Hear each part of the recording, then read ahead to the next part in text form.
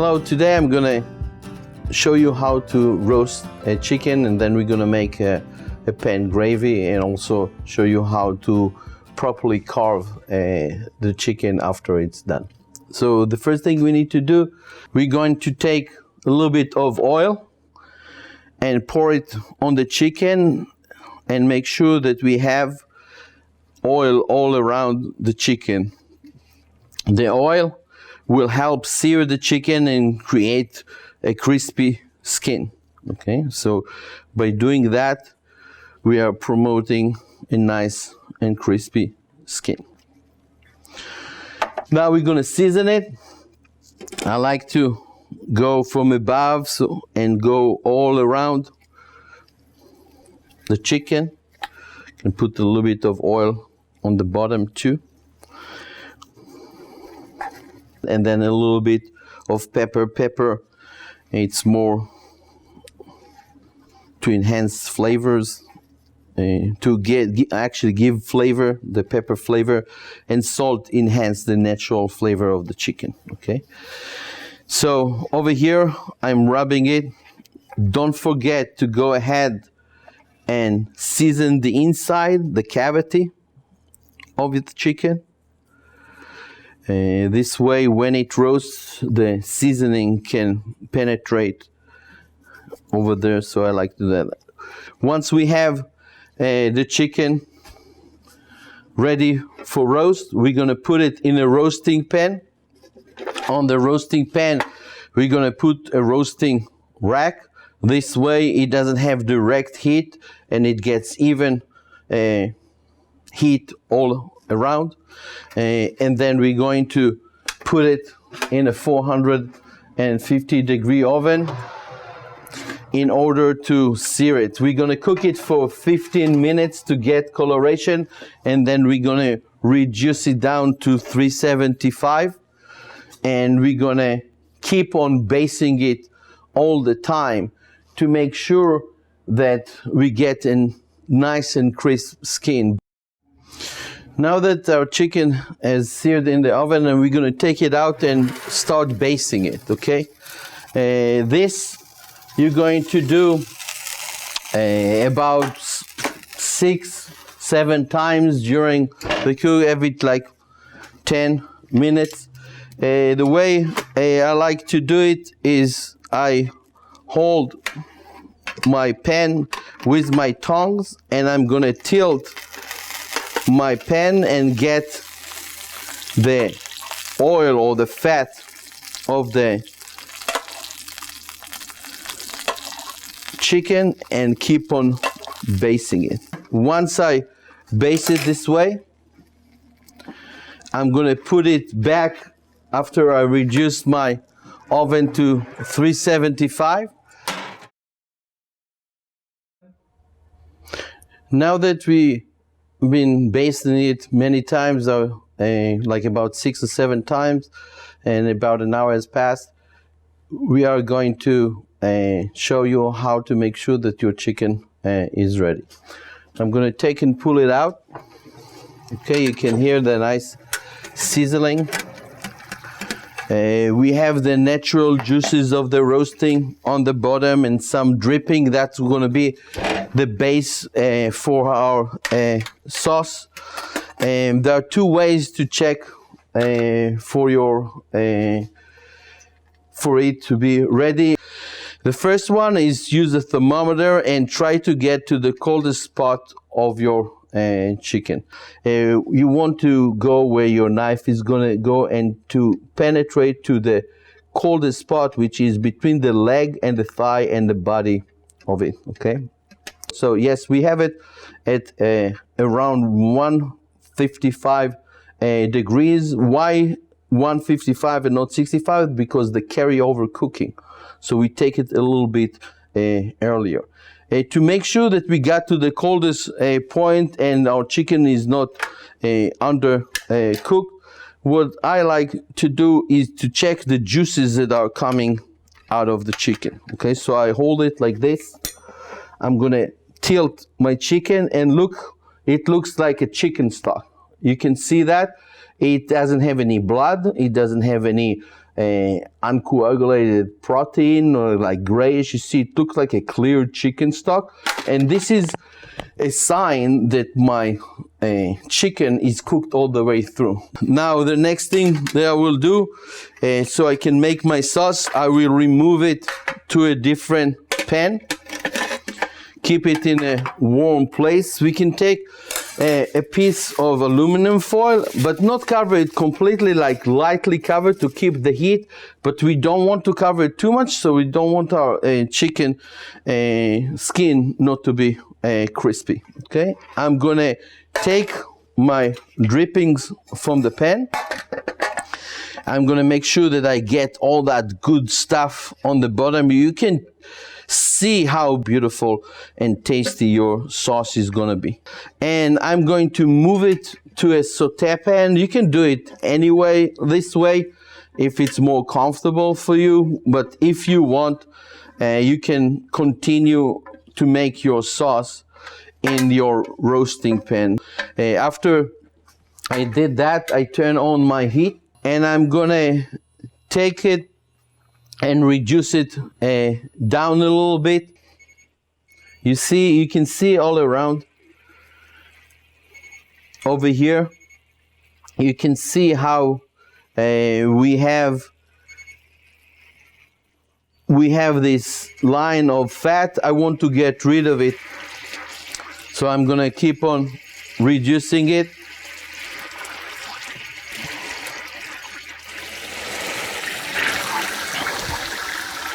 Now that I remove it, okay, I'm gonna take a spoon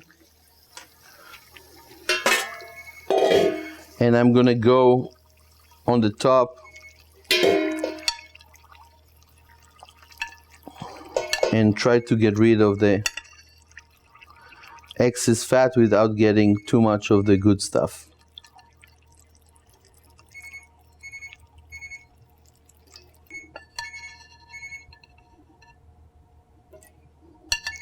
Try to get all the fat off. If there is a little bit is left, it's not a big deal, but you don't want too much of that oil and fat in your sauce. Okay, I removed most of it, so I'm good. And I can put it back on the heat. Okay, you want to leave some fat, because when you are caramelizing your mirepoix, you want some oil in there. And I'm gonna take my onions, put it in there. I'm gonna take my carrots and celery. And my goal is to put it on high heat and get that caramelized. So now we've been cooking it for a few minutes and it's getting brown. You can see some of the bits of the fond that is created from the juices and the onions and everything. The onions are starting to get brown and translucent. It looks like our onions are brown, and also I have a nice fond created. This is the time that I'm going to add my wine to it, so I can deglaze all of that. So look, I'm going to the sides of the pan, and look at what I'm doing. I'm recuperating all that good stuff that's stuck on there. Okay, the wine is going to give me a little bit of acidity to my sauce. Acidity is good when something is tart, so you can taste the sauce better. Okay, too much acidity is not good, but just enough is a great thing to our sauce. Now that I reduced the wine a bit by half, I'm going to add my chicken stock, 2 cups of chicken stock. So now I'm going to make the heat higher, and I'm going to bring it to a boil, and I'm going to reduce it to 1/3. Now that it's reducing, it's time for us to do a little bit d'époillage, dégraissage. to get rid of some of the impurities and the excess fat. Again, it's a little bit is left, is not a big deal, but it can be a problem if you have too much of it. It can break your sauce, okay? You don't want that. So a little bit of fat is fine, but if you have too much when you're making your sauce, it will be greasy and it will be easily broken. Now we are going to thicken up our sauce by adding a beurre meunier. A beurre meunier is 1-to-1 ratio butter to flour. We're going to take a little bit and add it to it and then mix it. Okay, so you do it a little bit at a time, and then you can control the consistency of your sauce. You want it to be nappé consistency. Okay, every time after you add the beurre meunier and mix it in, you want to evaluate the thickness. I can see it needs a little bit more.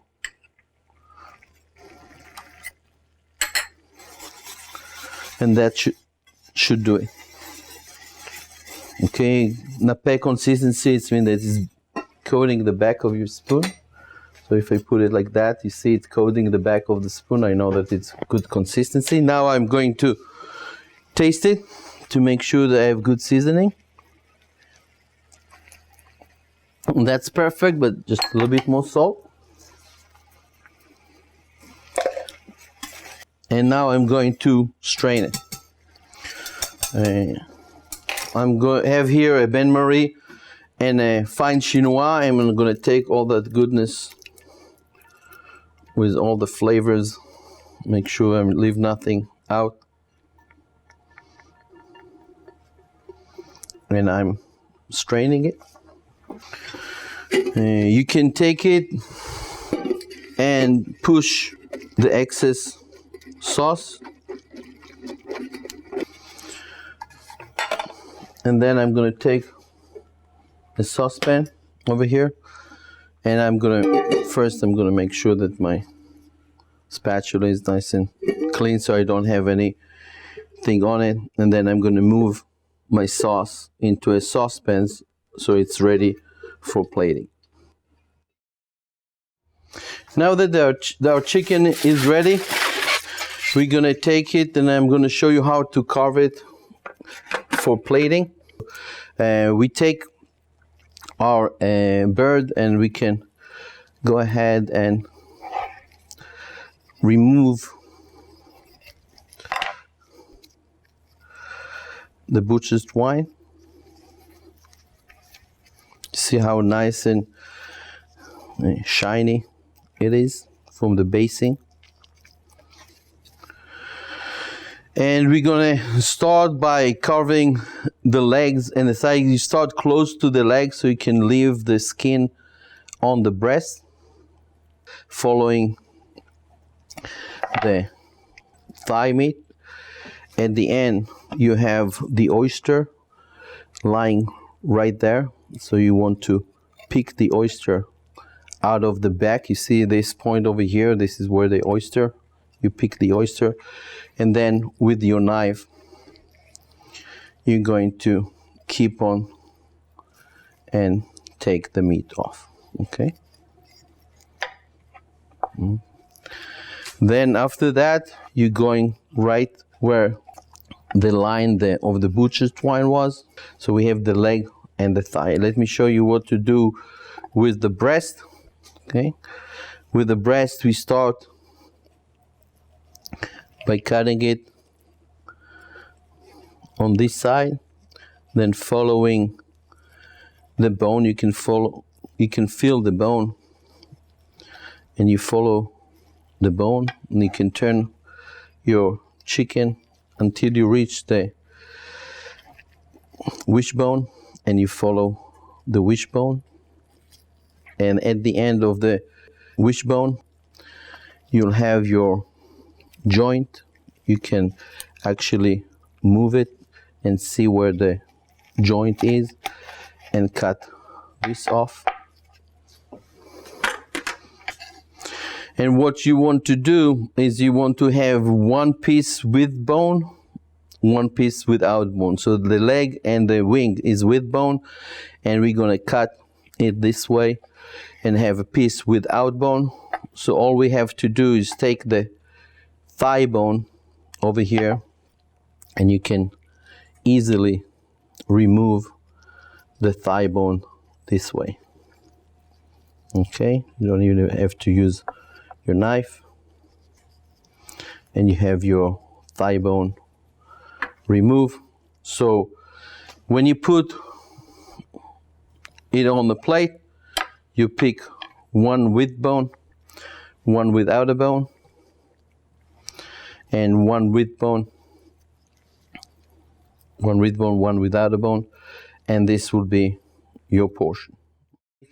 I have a really warm plate over here, not too hot so it will break my sauce, but just hot enough. I'll double check the seasoning of my sauce before I plate it. Every time before I plate, I want to make sure that it's perfect. Just the right seasoning. Now that it reaches simmering, it's done, and now I can just go ahead and plate it. The reason I put the sauce first is I made a nice, beautiful golden brown skin and crisp. You don't want to put sauce on top of it. So first you put your sauce on the plate, and then I'm going to use this over here, right there at 6 o'clock. So when you do a composed plate, you will have your starch, your glazed carrots, and your green beans right over here, and you have beautiful centered plate like this. You see the color of the sauce, the gravy has nice golden color, and it shows that it has a lot of flavor in it.